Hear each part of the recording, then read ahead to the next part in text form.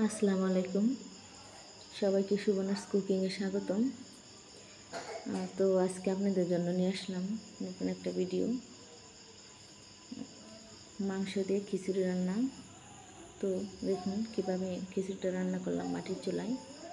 প্রথমে আমি এখানে 1 কেজি পরিমাণের মাংস নিয়ে নিয়েছি, ব্রয়লারের মুরগি।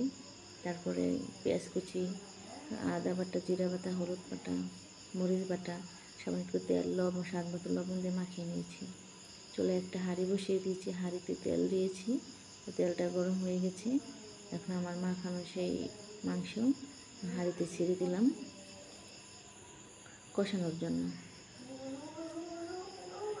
আর এখন আমি এই খিচুড়িটা আমি রান্না করবো সিদ্ধ চাল দিয়ে, ভাতের চাল, মানে আমরা যে চালে ভাত খাই।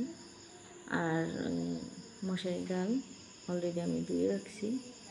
আর এদিকে আমার সেই মাংসটা নাড়াচাড়া করে দিলাম যেন ভালোভাবে কষানো যায়।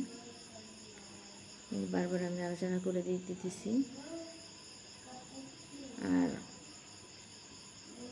দেখেন আমার মাংসটা কষানো হয়ে গেছে, দেখতে অনেক সুন্দর লাগতেছে। আর আমি খিচুড়ির জন্য অফ ক্যামেরায় মরিচ বাটা, তারপর কালিজিরা আরও বাটা আমি ভর্তা বানাইছি। দেখেন আমার খিচুড়িটা অলরেডি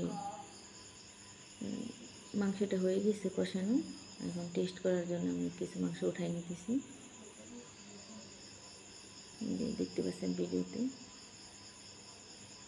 টেস্ট করা হচ্ছে। আর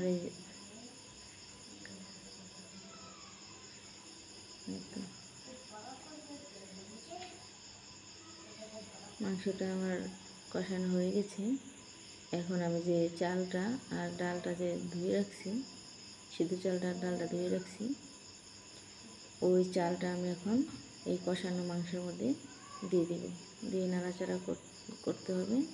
কষাই দিছি, কষানো হয়ে গেলে তারপর আমি পরিমাণ মতো পানি দিয়ে দিব। তো অলরেডি আমি পানি দিয়ে দিয়েছি যতটুকু লাগে, দিয়ে ঢাকনাটা ঢেকে দিলাম। আর খিচুড়িটা বলক উঠে গেছে, দেখুন সবাই খিচুড়িটা বলক উঠে গেছে। তো খিচুড়িটা প্রায় আবার ঢাকনা খুলে একটু নাড়াচাড়া করে দিলাম যাতে নিচে লেগে না যায়।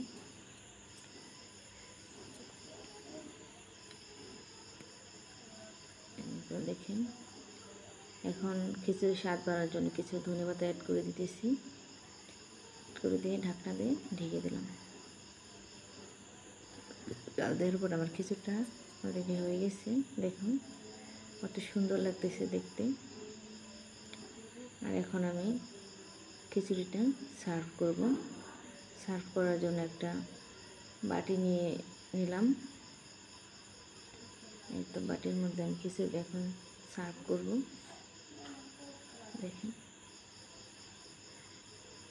দেখেন আমার খিচুড়িটা কী সুন্দর একটা কালার আসছে। সাথে আমি ভর্তা বেটে নিয়েছি, আর টমেটো, শসা, আর পেঁয়াজ, কাঁচামরিচের সালাদ কেটে নিয়েছি। তো আমার ভিডিওটা যদি ভালো লাগে লাইক করবেন, কমেন্ট করবেন, শেয়ার করবেন, আর সাবস্ক্রাইব করতে ভুলবেন না, যাতে আমি নতুন নতুন ভিডিও আপলোড করার সাথে সাথে আপনারা সেই নোটিফিকেশন পেয়ে যান।